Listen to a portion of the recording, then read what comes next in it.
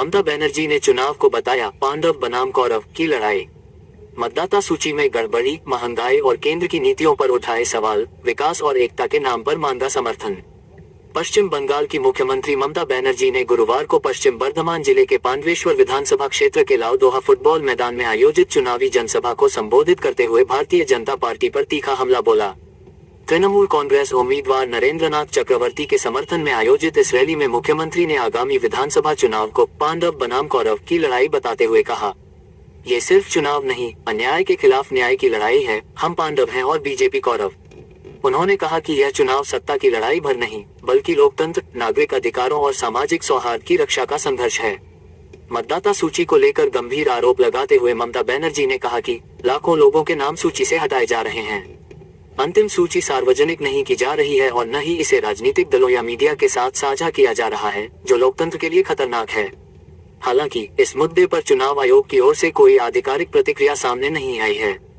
मुख्यमंत्री ने केंद्र सरकार की नीतियों और बढ़ती महंगाई को लेकर भी आलोचना की। साथ ही उन्होंने राज्य सरकार की विभिन्न विकास योजनाओं और उपलब्धियों का उल्लेख करते हुए कहा कि उनकी सरकार आम लोगों के हित में लगातार काम कर रही है। अपने भाषण के अंत में उन्होंने लोगों से एकजुट रहने और तृणमूल कांग्रेस के पक्ष में मतदान करने की अपील की। उन्होंने राज्य में शांति, सौहार्द और भाईचारा बनाए रखने पर भी जोर दिया। আমি প্রথমে আমার সকল মা ভাই বোনেদের আমার প্রণাম, সালাম, নমস্তে, সত শ্রী अकाल जी, নমস্কার, জোহার আমি সবাইকে জানাচ্ছি। আপনারা সকলে ভালো থাকবেন। আমি আপনাদের সকলকে আজকে অন্নপূর্ণা পূজা তার অনেক শুভকামনা জানাচ্ছি। কাল রামনবমী আছে, শান্তিতে পালন করবেন। প্রশাসনেরও যারা আছেন তাদেরকেও বলবো যেন কোনো রকম অশান্তি না হয়, কারণ রামনবমীর মিছিল আমরা সবাই করি। সুতরাং প্রত্যেককে প্রত্যেকের মতো করতে দেবেন, শান্তিতে, কারোর সাথে কারো যেন কনফ্রন্টেশন না হয়। আর বিশেষ করে এলাকাগুলো দেখে রাখবেন।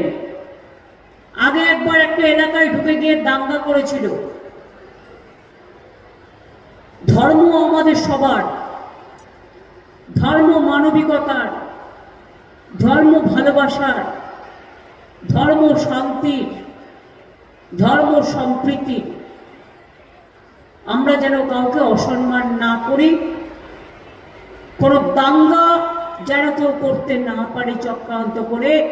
এটা এখনকার যারা প্রশাসনে আছেন, যদিও আপনারা জানেন আমার হাত থেকে সব পাওয়ার কেড়ে নিয়েছে, এই বিজেপি যা ইচ্ছে করে বেড়াচ্ছে, সেটা আমি পরে আসছি।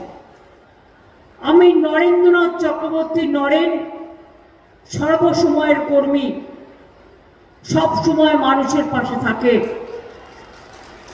তাকে সমর্থন করার জন্য, জোড়া ফুলে ভোট দেওয়ার জন্য আপনাদের আবেদন জানাচ্ছি।